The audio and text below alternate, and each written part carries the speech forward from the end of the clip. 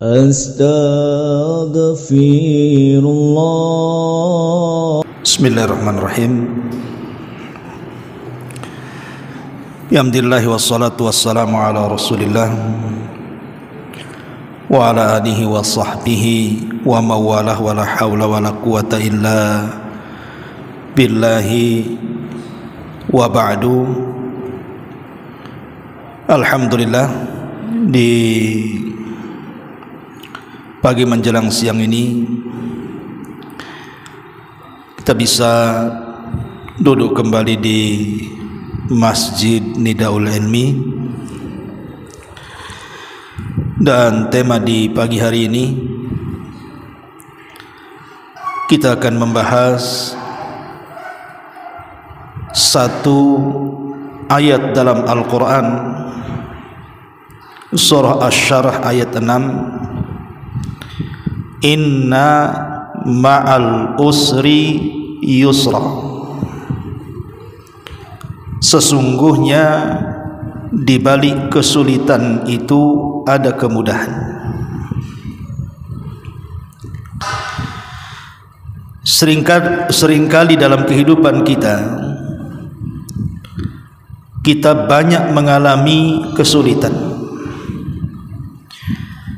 baik kesulitan ekonomi, kesulitan dalam berumah tangga, kesulitan dalam bertetangga, bahkan kesulitan dalam menyembuhkan kesehatan. Penyakit-penyakit yang begitu banyak yang ada di badan kita, atau mungkin kesulitan-kesulitan yang lainnya.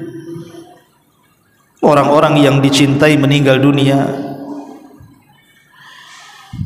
ataupun mungkin hutang yang menumpuk yang tak kunjung mampu dilunasi, atau sebutkan apapun kesulitannya, maka Allah Subhanahu wa taala mengatakan dalam ayat ini, inna ma'al usri yusra.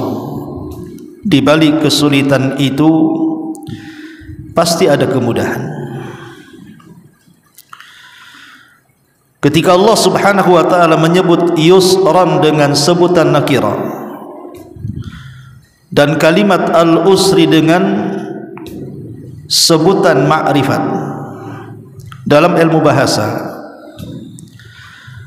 ma'rifat itu menunjukkan sesuatu yang sudah tertentu, tapi kalau nakirah itu bersifat umum, seolah-olah Allah Subhanahu wa taala ingin mengatakan kepada kita bahwa di balik satu kesulitan itu terdapat banyak kemudahan. Jadi bukan satu kesulitan diberikan satu kemudahan, tidak, tetapi satu kesulitan akan membuka banyak kemudahan. Dan ini satu di antara rahmat yang Allah anugerahkan kepada kita.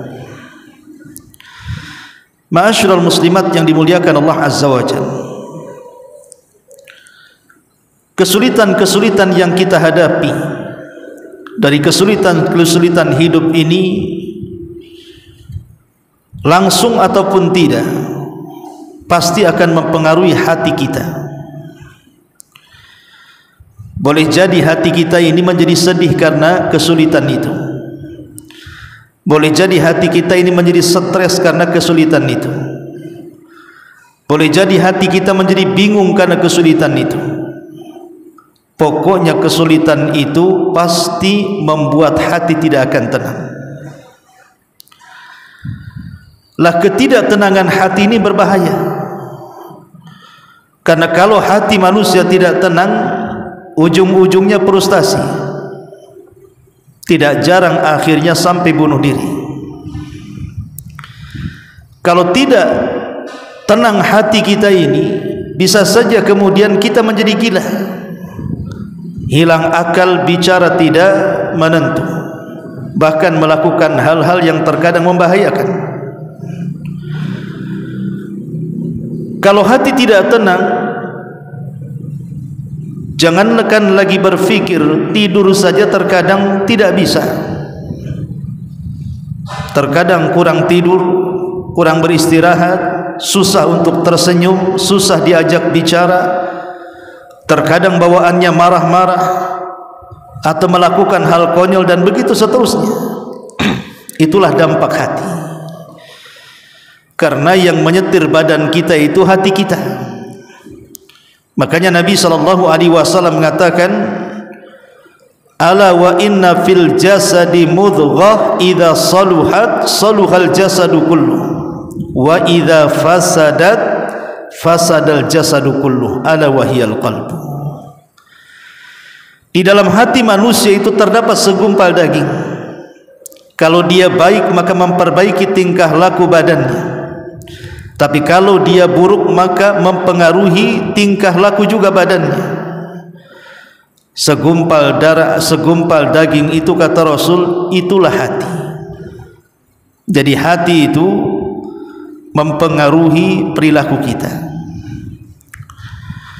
Ma'asyiral muslimat yang dimuliakan Allah Azza wa Jalla, maka ayat ini mengajarkan kepada kita, kalau kita dirundung dengan sebuah musibah, sebuah keperitan hidup, dilanda berbagai macam cobaan dan juga bala dalam kehidupan kita, ingat bahwa kesulitan itu pasti berlalu. Karena Allah Subhanahu wa taala yang mengatakan, wa tilkal ayyamu nudawiluha bainan nas. Hari-hari itu terkadang diputar-putar oleh Allah Subhanahu wa taala di tengah-tengah manusia. Terkadang manusia sedih, terkadang manusia bahagia. Terkadang manusia sempit, terkadang manusia lapang. Terkadang manusia berkumpul, terkadang manusia berpisah. Begitulah kondisi manusia, tidak mungkin diciptakan dalam satu kondisi. Tidak mungkin Allah Subhanahu wa taala menciptakan manusia sedih sejak lahir sampai mati, menangis sejak lahir sampai mati, susah sejak lahir sampai mati. Mustahil. Pasti ada sedih, ada senang, ada menangis, ada tertawa, dan begitu seterusnya. Maka pertemuan kali ini kita akan membahas tentang kunci-kunci untuk melapangkan dada yang sedang sempit, dada yang sedang sedih, dada yang dipenuhi dengan kekalutan, stres, kebimbangan, kebingungan dan begitu seterusnya, yang tak jarang akhirnya menghancurkan kehidupan pribadi, keluarga dan juga masyarakat. Maka dengan mengenal kunci-kunci ini, mudah-mudahan Allah Subhanahu wa taala memberikan kelapangan kepada hati kita sehingga kita bisa menghadapi setiap masalah dengan hati yang jernih dan melibatkan Allah Subhanahu wa taala dalam menyelesaikan setiap problem masalah yang kita hadapi. Lalu apa saja kunci-kunci itu? Al-miftahul awal, kunci yang pertama tentunya, jangan pernah seseorang itu melakukan kesyirikan. Jauhi dari kesyirikan. Jangan sampai kalau ada orang dilanda musibah datang ke dukun, ataupun percaya kepada tangkal-tangkal dan jimat, atau percaya kepada khurafat-khurafat, itu tidak membuat hati tenang, justru membuat hati semakin stres. Dari Asma binti Umayyah radhiyallahu anha, dia mengatakan Nabi SAW bersabda, ala uallimuki kalimatin taqulihinna indal karbi au fil karbi, Allahu Allahu Rabbi la usyrik bi syai'ah. Kata Nabi SAW kepada Asma bintu Umayyah radhiyallahu anha, maukah ku ajarkan kepadamu wahai Asma beberapa kalimat yang kalau engkau membaca beberapa kalimat ini dan dirimu sedang ada banyak masalah, dirundung dengan banyaknya problem dan permasalahan hidup, Maka Nabi SAW mengatakan, Allahu Rabbi la usyrik bihi syai'an. Ya Allah, ya Rabbku, aku tidak akan menyekutukan dirinya dengan apapun. Artinya di sini Nabi SAW mengajarkan lafaz kepada Asma bintu Umais yang kandungannya adalah agar kita menjauh dari kesyirikan, karena syirik itu menjadikan hati kita tidak akan tenang dan tidak akan lapang. Justru sebaliknya kesulitan itu semakin menjadi-jadi dan menjadi tambah beban bagi kehidupannya. Ini yang pertama, jauhi kesyirikan. Ma'asyiral muslimat yang dimuliakan Allah Subhanahu wa taala. Kemudian yang kedua, perbanyaklah salawat kepada Nabi sallallahu alaihi wasallam. Memperbanyak salawat kepada Nabi sallallahu alaihi wasallam. Disebutkan dalam hadis Ubay ibn Ka'ab radhiyallahu an, dia mengatakan, wahai Rasul, sesungguhnya aku sangat banyak menyebut-nyebut namamu dalam salawatku. Maka berapa kali aku sebut namamu atau bersalawat di dalam doaku? Maka Nabi SAW mengatakan, terserah engkau. Kemudian Ubay ibn Ka'ab, bagaimana kalau seandainya 1/4 doaku aku gunakan untuk bersalawat kepadamu?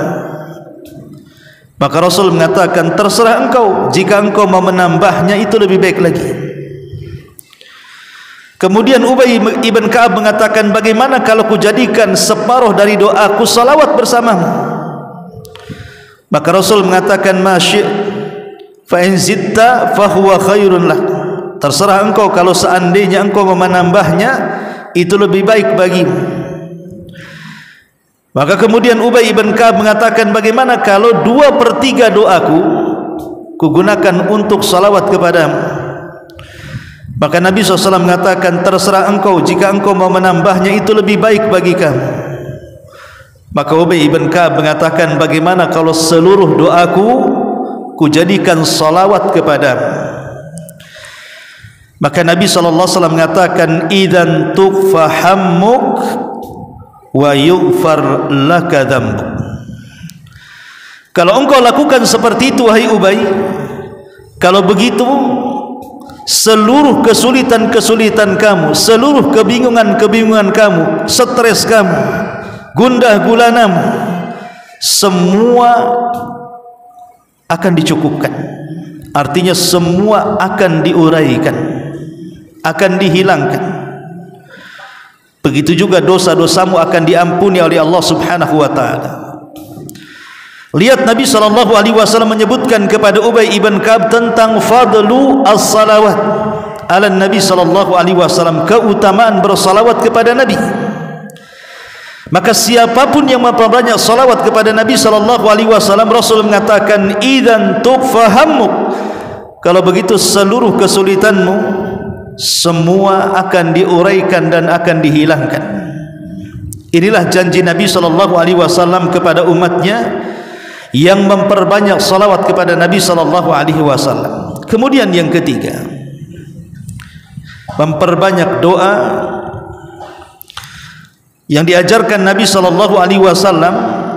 Allahumma rahmataka arju fala takilni ila nafsi tarfata ainin wa aslih li sya'ni kulli la ilaha illa anta.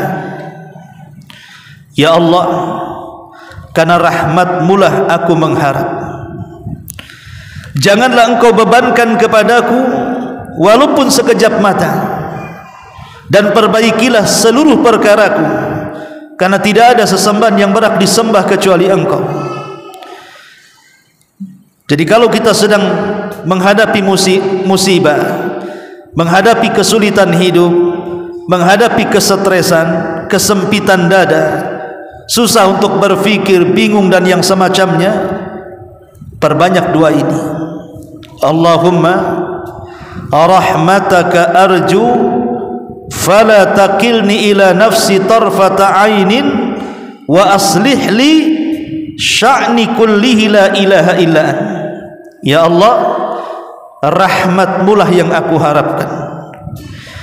Janganlah perkara-perkara itu kau bebankan kepada diriku sendiri walaupun sekejap mata. Dan perbaikilah seluruh perkaraku, karena tidak ada sembahan yang berhak disembah kecuali Engkau. Kata Nabi SAW dalam hadis Abi Bakrah radhiyallahu an, Rasul mengatakan da'awatu al-makrub. Doa ini disebut doa penghilang kesulitan. Jadi Rasul menyebutkan lafaz doa ini adalah penghilang setiap kesulitan, setiap masalah dan problem.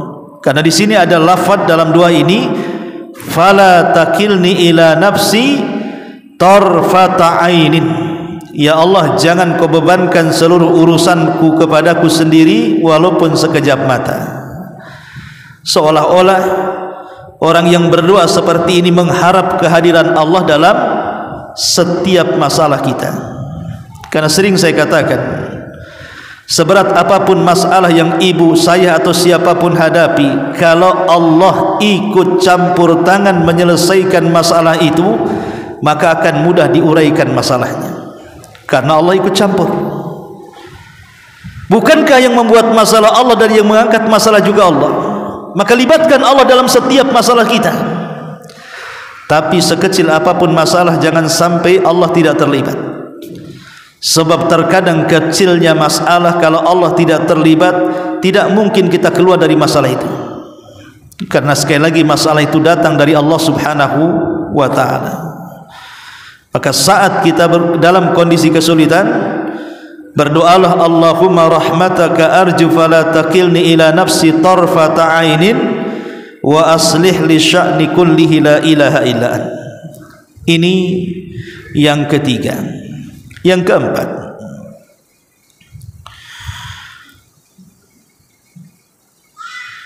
banyak-banyaklah membaca hasbunallah wa ni'mal wakil. Saat ibu menghadapi banyak masalah, banyak kesulitan, dirundung problem dan yang semacamnya, perbanyak doa hasbunallah wa ni'mal wakil. Cukuplah bagi Allah sebagai pelindungku, karena dia zat yang paling baik saat melindungi hambanya. Di dalam surah Al-Imran ayat 173 sampai 174, Allah Subhanahu wa taala berfirman, alladzina qala lahumun nasu innan nasa qad jama'u lakum fahshawhum fazadahum imanan wa qalu hasbunallah wa ni'mal wakil fanqalabu bi ni'matin minallahi wa fadlin lam yamsashum su.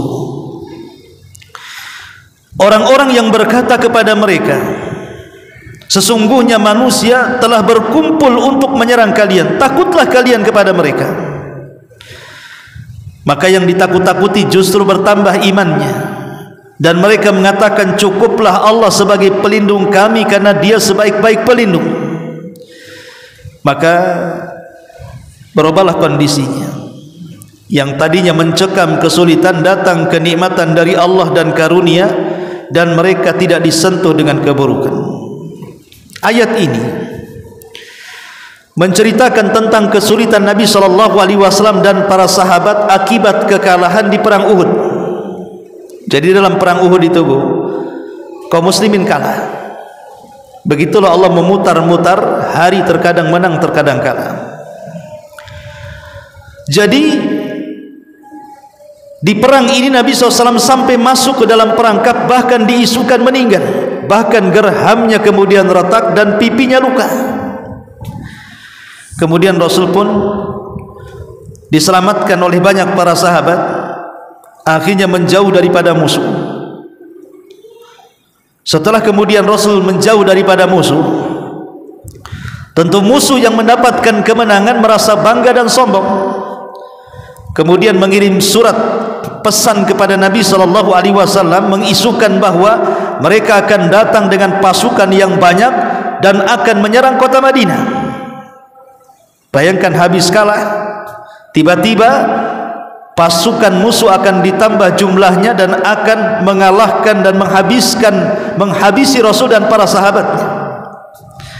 Maka ketika mendengar berita tentang kedatangan musuh yang sangat besar, Rasul sallallahu alaihi wasallam ingin membangkitkan semangat para sahabat. Maka Nabi sallallahu alaihi wasallam mengatakan, hasbunallah wa ni'mal wakil. Cukuplah bagi Allah sebagai pelindung kita, karena Dia sebaik-baik pelindung. Maka para sahabat semangat. Makanya Allah mengatakan fazadahum iman, maka mereka pun semakin bertambah keimanan. Maka lafaz hasbunallah wa ni'mal wakil ini pernah diucapkan juga oleh Nabi Ibrahim saat dilempar ke dalam api. Ketika jasad Ibrahim melayang-layang dan hampir masuk ke dalam kobaran api, dia pun kemudian mengatakan hasbunallah wa ni'mal wakil. Cukuplah Allah sebagai pelindungku, karena Dia sebaik-baik pelindung. Ketika Nabi Ibrahim membaca hasbunallah wa ni'mal wakil, datanglah pertolongan Allah dan mengatakan kul ya naru kuni bardan wa salaman ala Ibrahim. Katakan, wahai api, jadilah kau dingin, selamatkan Ibrahim.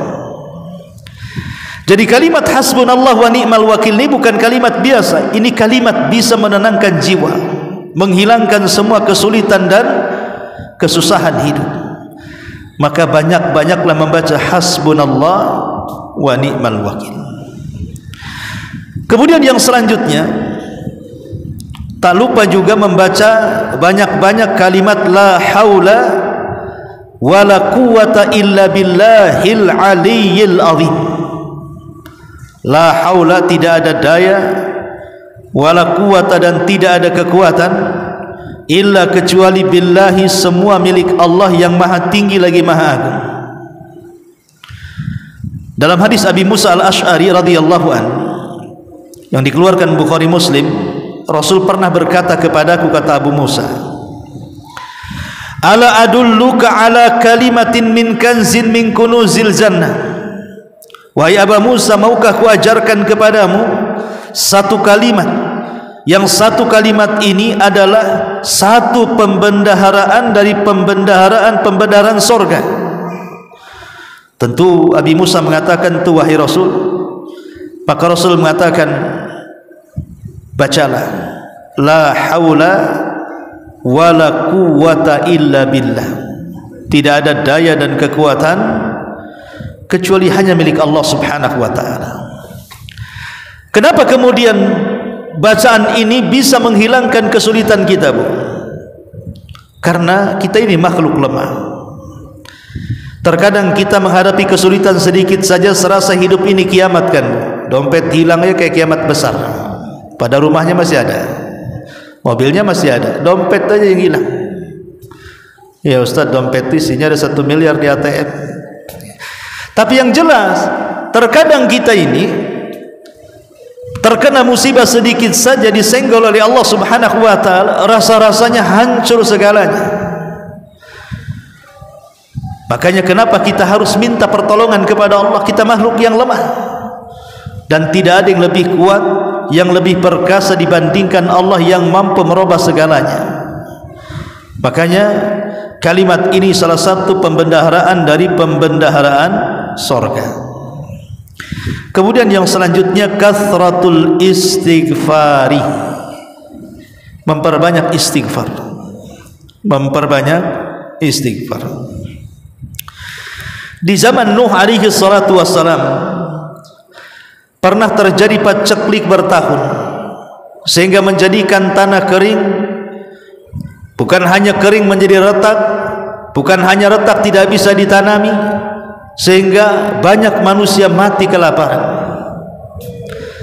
Makanya kaum Nuh alaihi salatu wassalam datang meminta solusi kepada Nuh alaihi salatu wassalam. Apa solusi kekeringan ini? Maka Nuh alaihi salatu wassalam menasihati kaumnya, dan nasihat kaumnya ini disebutkan dalam surah Nuh ayat 10 sampai 12.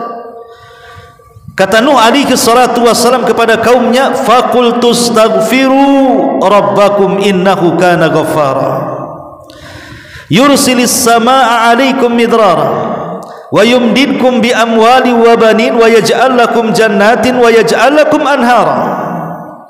Nuh mengatakan kepada kaumnya, perbanyaklah kalian beristighfar kepada Rabb kalian, karena Dia zat yang Maha Pengampun lagi Maha Pengasih.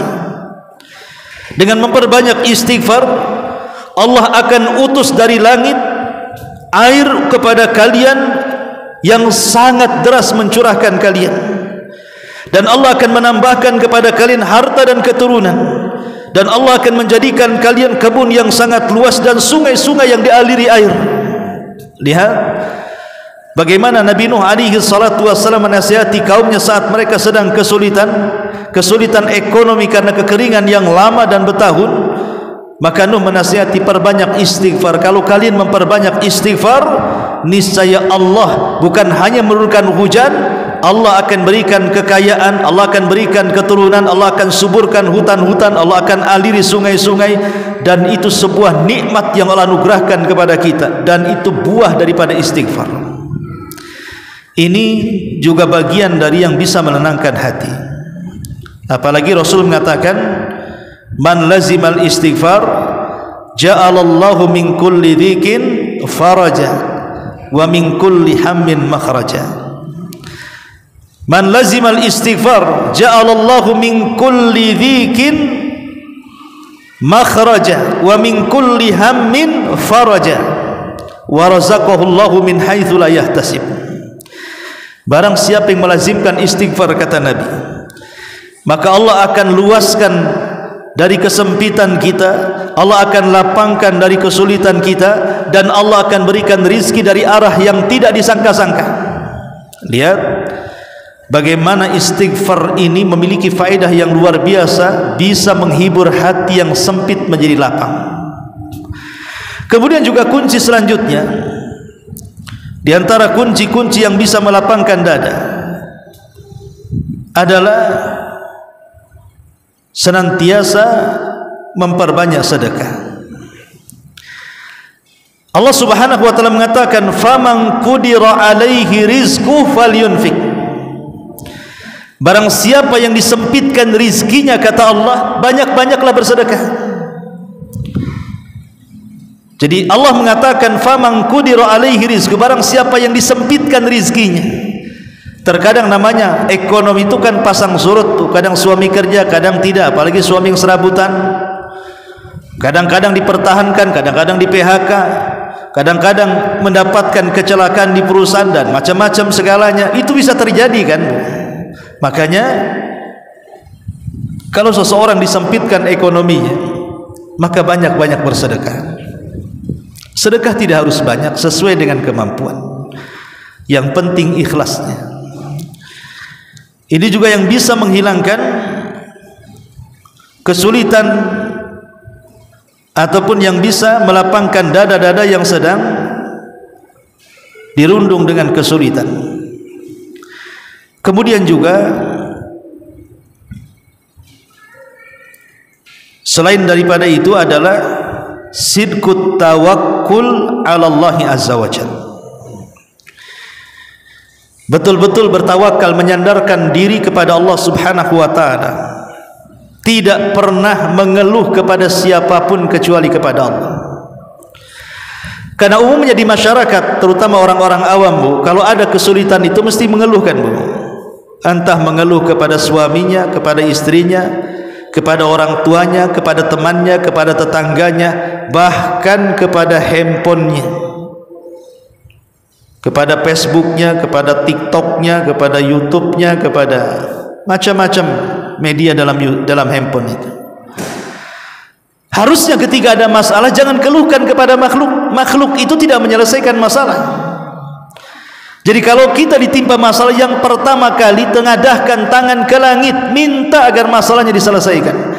Adapun kawan, orang tua, pasangan, anak, saudara, tetangga, itu hanya sekedar sebab saja. Yang mengangkat masalah itu Allah. Mereka hanya menghibur saja. Maka sandarkan kepada Allah Subhanahu wa taala dengan cara tawakal, karena Allah mengatakan wa man yatawakkal 'alallahi fahuwa hasbuh. Siapapun yang bertawakal kepada Allah maka dia akan dicukupi. Maksudnya akan dicukupi, tidak ada yang bisa menyakitinya, tidak ada yang bisa memadaratkannya. Hajat-hajatnya akan dicukupi, seluruh gundah gulananya akan diuraikan, dan begitu seterusnya. Kemudian juga yang selanjutnya adalah yang bisa menghilangkan itu semua, tarkul ma'asi wadh-dhunub, tinggalkan maksiat dan tinggalkan perbuatan dosa. Kenapa? Karena yang menghalangi rizki itu adalah dosa. Kenapa hati kita tidak pernah tenang dan tidak pernah lapang? Kenapa usaha suami tidak pernah lancar, selalu tersendat-sendat di jalan? Kenapa banyak musuh? Kenapa digibahi orang, dibuli, difitnah dan begitu seterusnya? Kenapa ini? Salah satunya adalah karena dampak dosa dan maksiat. Karena dosa dan maksiat itu mengharamkan rizki. Nabi mengatakan innal abda la yahrumur rizqu atau la yuhramur rizqu bidzambi yusibu. Sesungguhnya seorang hamba akan diharamkan rizkinya karena dosa yang diperbuatnya, yang dilakukannya. Maka jauhi dosa dan kemaksiatan, maka akan tenang hidup kita. Kemudian selanjutnya adalah asyukru war ridha. Hadapi hidup ini dengan syukur dan ridha. Mau sedikit yang Allah Subhanahu wa taala berikan kepada kita, kita ucapkan alhamdulillah. Mau banyak yang Allah berikan kepada kita, kita katakan alhamdulillah ala kulli halin. Alhamdulillah bi ni'matihi tatimmus shalihat. Katakan pujian-pujian bagi Allah. Jadi orang yang senantiasa bersyukur alias qanaah, menerima apapun takdir dan putusan Allah Subhanahu wa taala, dipastikan hidupnya tenang. Walaupun dia terbaring bertahun sekalipun, walaupun ekonominya gulung-gulung tidak pernah bangkit, walaupun mungkin kehidupannya pun seperti puasa Daud, kadang makan kadang tidak, tapi kalau dia menanamkan syukur dan ridha kepada putusan Allah, maka ketenangannya bisa mengalahkan orang-orang kaya raya yang banyak harta dan pangkat jabatan itu. Maka ini juga diantara kunci lapangnya dada. Dan yang terakhir tentunya yakinlah bahwa Allah Subhanahu wa taala akan mengabulkan setiap doa-doa kita, bahwa setiap kesulitan pasti ada kemudahan, bahkan bukan hanya satu kemudahan, bahkan mungkin banyak sekali kemudahan. Karena Allah Subhanahu wa taala yang paham dengan hambanya, dia yang menciptakan kita, dia tidak mungkin membebankan kesulitan di luar kemampuan kita. Dan Allah Subhanahu wa taala pasti satu hari akan datang untuk memberikan kebahagiaan dan menghilangkan kesulitan kepada kita, asal kita banyak melakukan amalan-amalan atau kunci-kunci untuk mendapatkan kelapangan dada tadi. Pertanyaan pun muncul, kenapa Allah Subhanahu wa taala memberikan kepada kita berbagai macam musibah, entah kemalangan, entah kesehatan, entah ekonomi, entah hubungan rumah tangga. Kenapa Allah Subhanahu wa taala memberikan itu kepada kita, sehingga terkadang ada yang frustasi, ada yang stres, tidak tahan dengan ujian. Padahal kalau seandainya dia hadapi ujian itu, tidak mustahil dia bisa menghadapinya. Karena Allah ketika mengirimkan sebuah ujian itu sesuai dengan kadar imannya. Kalau imannya kuat, kuat pula ujiannya. Kalau imannya lemah, lemah juga ujiannya. Tapi terkadang ketika orang hilang iman, banyak orang-orang yang nekat. Contoh saja banyak kasus yang loncat di jembatan Barelang kan, Bu. Kalau orang waras dah mungkin loncat di situ kan, Bu. Kayak ibu kan lagi waras nih, tak mungkin lah ibu ke Barelang loncat dari jembatan. Orang yang loncat dari jembatan itu kan udah nggak waras, stres, banyak masalah, hutang meleleh di mana-mana, judi kalah, hutang tak terbayar dan begitu seterusnya, atau masalah cinta, masalah ini, masalah itu, banyak masalah kan. Akhirnya kemudian frustasi, dia pikir menghilangkan jiwa itu menyelesaikan masalah, dia salah, justru menambah masalah, karena setelah kematian justru kehidupan akan lebih berat lagi bagi orang-orang yang akan dihadapinya. Lah hikmahnya kenapa? Itu kan pertanyaannya. Kenapa sampai seperti itu? Maka ulama mengatakan, min sunanillahi ta'ala fi khalqihi ibtila'uhum wamtihanuhum hatta yatabayyana as-sadiq fi imani as-sabir ala bala'i. Termasuk daripada sunnatullah terhadap hambanya, di mana Allah memberikan bala kepada mereka dan ujian kepada mereka, supaya apa? Supaya tampak orang-orang yang jujur keimanannya dan orang yang sabar saat mendapatkan ujian kepadanya. Allah hanya minta kepada kita dari ujian itu, pertama jadikan peningkatan iman, yang kedua jadikan peningkatan sabar. Itu saja.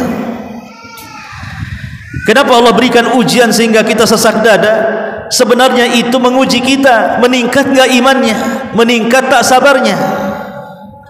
Tapi kebanyakan yang ada justru turun imannya, hilang sabarnya. Tapi orang-orang yang beriman, haruslah mereka tahu bahwa Allah mengatakan dalam surah Al-Ankabut ayat 2 dan 3, ahasiban nas an yutraku an yaqulu amanna wa hum la yuftanun walaqad fatanna alladhina min qablihim fala ya'lamanna Allahu alladhina sadaqu wa la ya'lamanna al-kadhibun. Apakah manusia mengira mereka ditinggalkan begitu saja setelah mengucapkan kami beriman dan mereka tidak diuji? Tidak.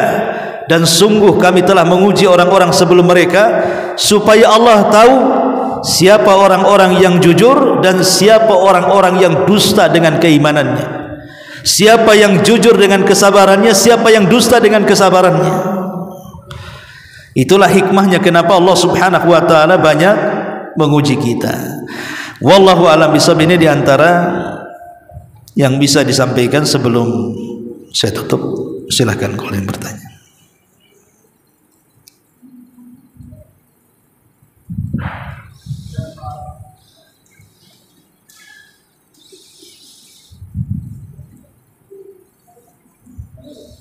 Baik, kalau tidak ada, subhanakallahumma bihamdika asyhadu an la ilaha illa anta astaghfiruka wa atubu ilaik. Allahu ta'ala alam. Assalamualaikum warahmatullahi wabarakatuh.